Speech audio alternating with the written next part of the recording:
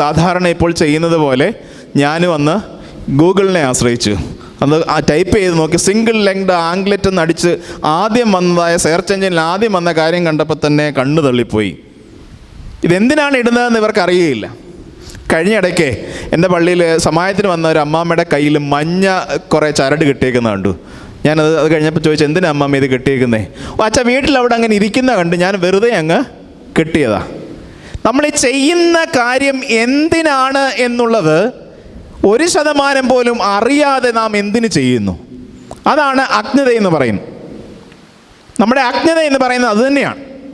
നമുക്കറിവില്ലാത്ത ചില കാര്യങ്ങൾ അതെന്തിനാണ് നമ്മൾ പൂർണ്ണമായിട്ടും അതേപോലെ തന്നെ നാം ഒന്ന് സ്വീകരിക്കാനായിട്ട് ശ്രമിക്കുന്നത്. ചെയ്യുന്ന കാര്യം എന്തിനാണെന്ന് നല്ല ബോധ്യത്തോടു കൂടി നല്ല അറിവോടുകൂടി അത് ചെയ്യുന്നെങ്കിൽ അതിനൊരർത്ഥമുണ്ട്. അത് ഇന്ന ആൾ ചെയ്തു മറ്റേ ആൾ ചെയ്തു എന്ന്